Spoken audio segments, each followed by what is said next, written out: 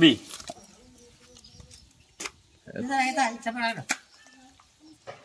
एटु काय सर्भी ओ पानी ले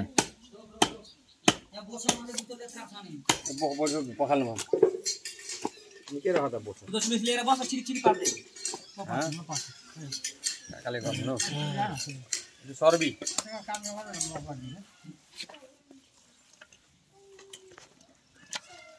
ल लैजायो बोसो दो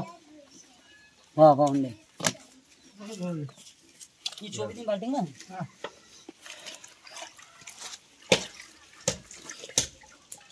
यसको है सर्भी हो र सर मैले के बुझ्ला यो त अहिले गर्छ नि त कतै भएको यो चालु फेरि गाडी बुझ्ला धनदारको चाहिँ कहाँ कसलाई लगिदिन आटेको तैले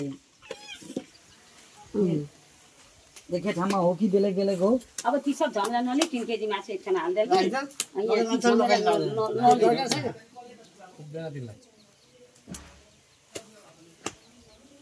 हैन फोन गर्दिनु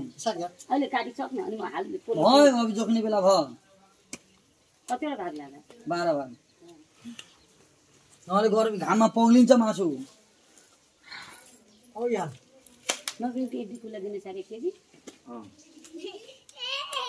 4 केजी नि 3 केजी नि कहाँ पुग्छ 2 केजी तँलाई 1 केजी बिकुला 1 केजी अब त के गर्नु भन्छ हेराउँदै मलाई फर्किँदा मासु कति हुन्छ हैन काका हामीलाई 6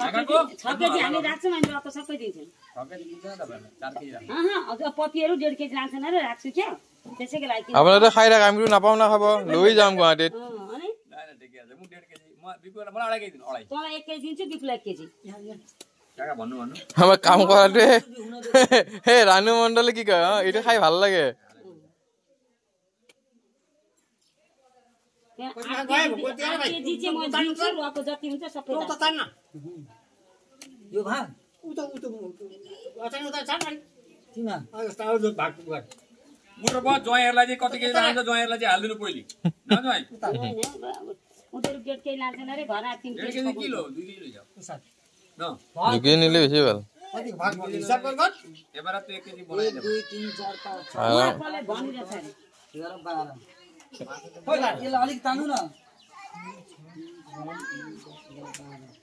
4 7 10 केजी मात्रै लाउनु